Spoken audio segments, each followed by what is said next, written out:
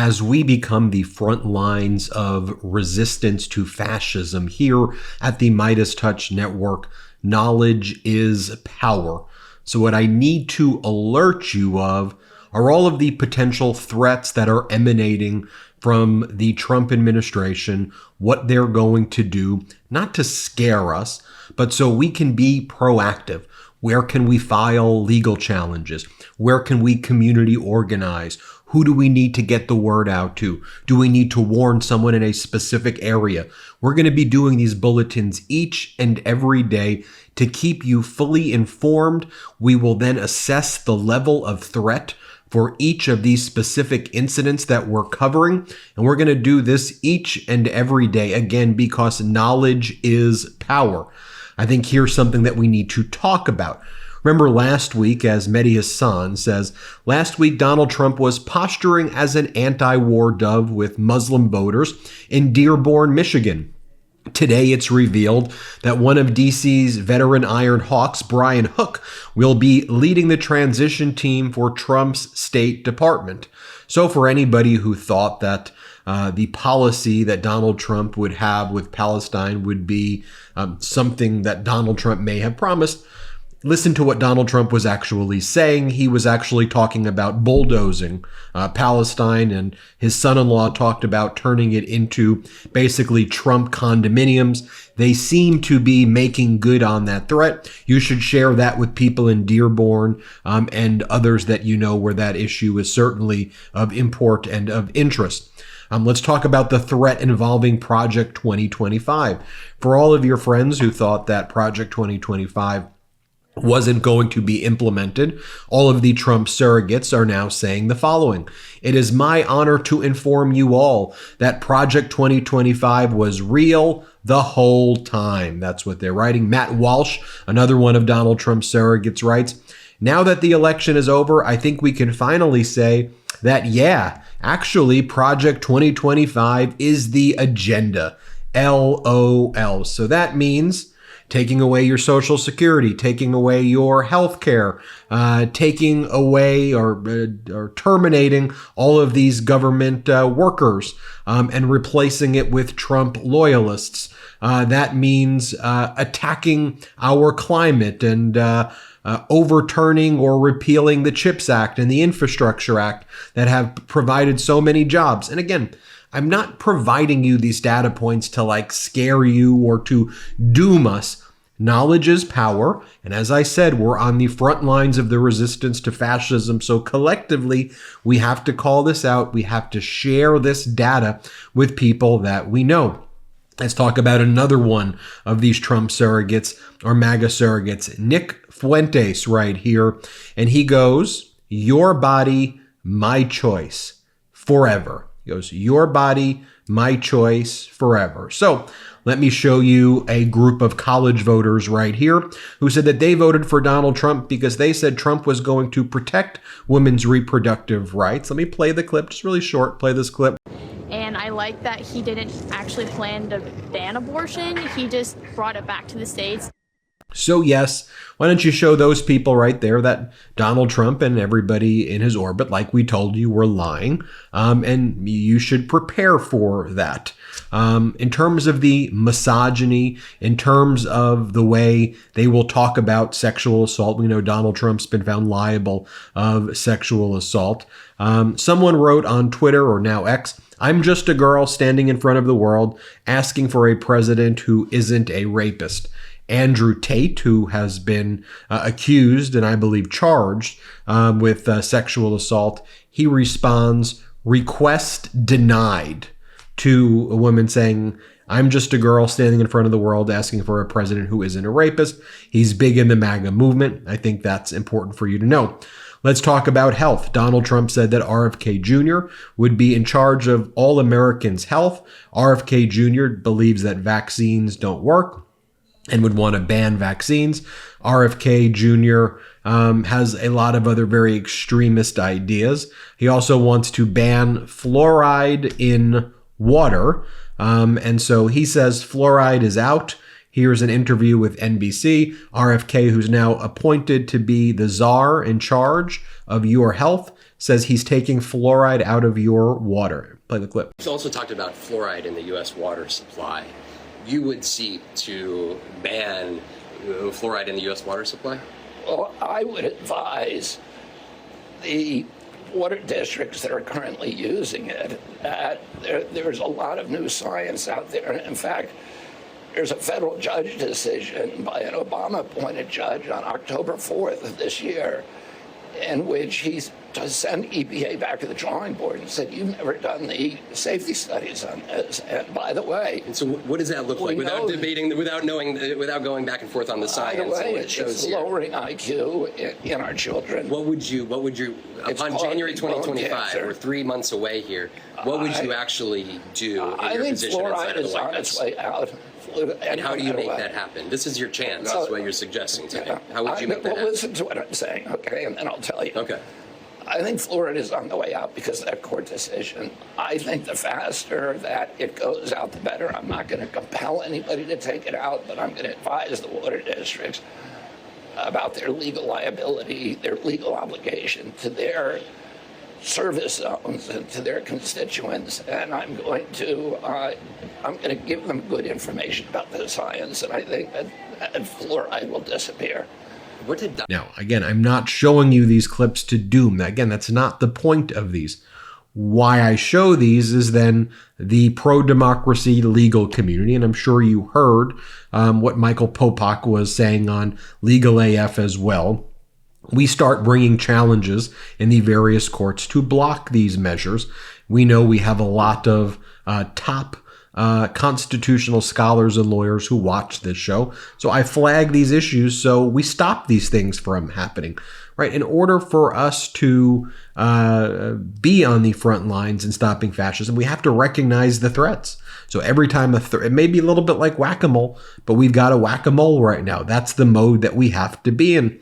RFK Jr. also tells MSNBC that he will basically fire everybody who works for the FDA. Here, play this clip. You say clearing out the corruption in your terms. Would that mean clearing out the top level federal service workers that are currently at the FDA and the CDC? In some categories, I would say. What does that look like? Yeah. In some categories of workers, there are entire departments, like the nutrition departments at FDA, that have to go. That are not doing their job. They're not protecting our kids. Why do we have Fruit Loops in this country that have 18 or 19 ingredients, and you go to Canada and it's got 2 or 3? Would you eliminate any of the agencies? To eliminate the agencies, as long as it requires congressional approval, I wouldn't be doing that.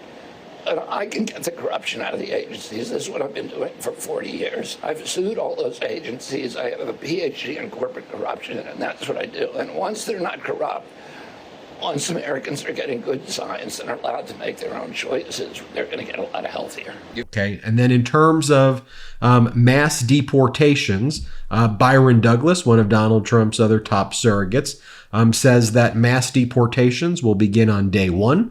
This was confirmed by Caroline Leavitt, Donald Trump's spokesperson. As Axios reports, Trump will begin operations to deport millions of undocumented immigrants when he starts his term. Campaign press secretary Caroline Leavitt said Wednesday he'll launch the largest mass deportation operation of undocumented immigrants on day 1. As Lex Lazar says, and some of you thought grocery prices were high?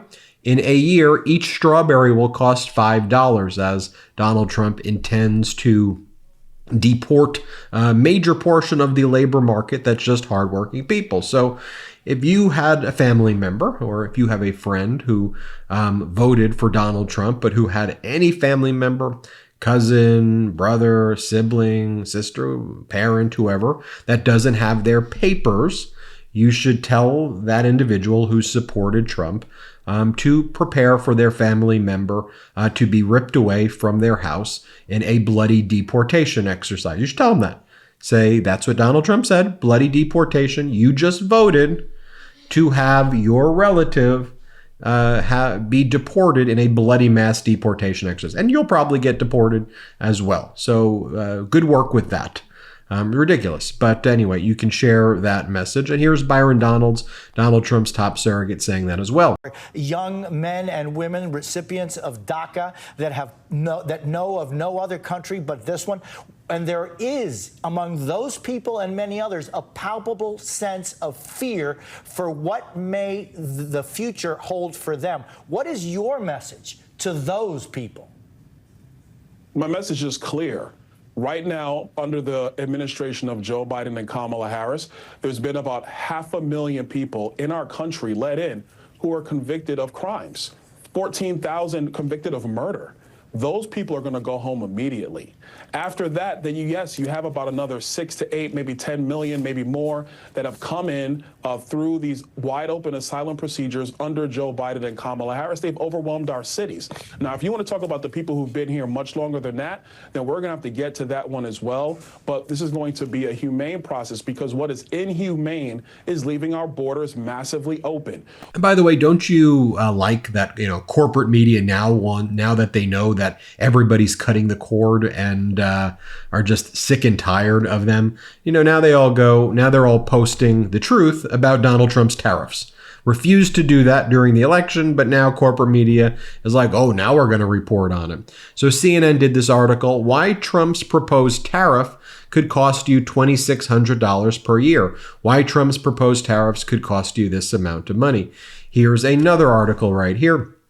As Donald Trump readies to return to the Oval Office, retailers that depend on foreign suppliers are prepared to pass along the costs of his proposed import tariffs to consumers, potentially leading to higher prices for a range of products. Trump's win could lead companies to push prices higher, because tariffs are taxes on imports, not the country of origin, which we were saying. So whereas President Biden got inflation under control and America led the entire world in reducing inflation, no country did it as good as the United States with President Biden. Donald Trump is going to have policies that are inherently inflationary, and that's going to be passed on to you, the consumer. Now, we could file legal actions and try to stop it, but I think we have to see what it is they're doing right now. And again, I want you to use these videos to share with people to get the message out about what is actually happening and what's going to happen, so we can prepare and we could stop it or do our best to try to stop it. And whether that's challenging it in the courts, community organizing, that's what we have to do. Also, the Biden administration planned to rush the last $6 billion remaining in Ukraine security assistance before inauguration because, of course, Donald Trump intends not to help Ukraine and to basically help Vladimir Putin. It should be noted that the former president of Russia, President Medvedev, he came out with a statement mocking Vice President Kamala Harris. He wrote, "Kamala is finished. Let her keep cackling infectiously. The objectives of the special military operation remain unchanged and will be achieved." As Max said in States, with Trump's victory, jubilant reactions are all over Moscow right now. Former stand-in president Dmitry Medvedev implies Russia will retain its maximalist military gains in Ukraine. And then that Trump will wind down aid to Kyiv. That's what Donald Trump said. Ilya Ponomarenko, who's been a great reporter over there, says, "Good night from the fight in Ukraine. Do what you should, come what may." That's the morale in Ukraine right now as a result of Donald Trump. And we should also expect that Donald Trump will potentially pull America out of NATO. And then I'll leave you with this, though. This is what Adam Cohen, a lawyer and activist, says. He goes, "Many who backed Vice President Kamala Harris are devastated. I implore you, though, stay engaged because millions of Americans will suffer greatly from Trump's policies. They'll need us. It was very dark in 2016. We overcame. Once again, it will be dark, but once again, we will overcome." Look, MeidasTouch Network is now the front lines of the resistance to fascism. That's what history has called us all to do at this very moment. And that requires us to call it out, to not forget both sides, not propagandize, Donald Trump, like corporate media, is going to do and that they are doing. And let's come up with plans. Let's get out the message to people and let's keep on building this platform. If you want to help grow this platform, one place you can go is MeidasPlus.com, MeidasPlus.com, MeidasPlus.com. Now, I gave you a lot of information right there. And I know, look, some of the information I gave you is grim. But as I've said before, we're in this together. We're going to stay calm together, and we're going to get through this together. And democracy is going to prevail. I promise you that. Hit subscribe. Let's get to 4 million. Love this video? Make sure you stay up to date on the latest breaking news and all things Meidas by signing up to the MeidasTouch newsletter at MeidasTouch.com/newsletter.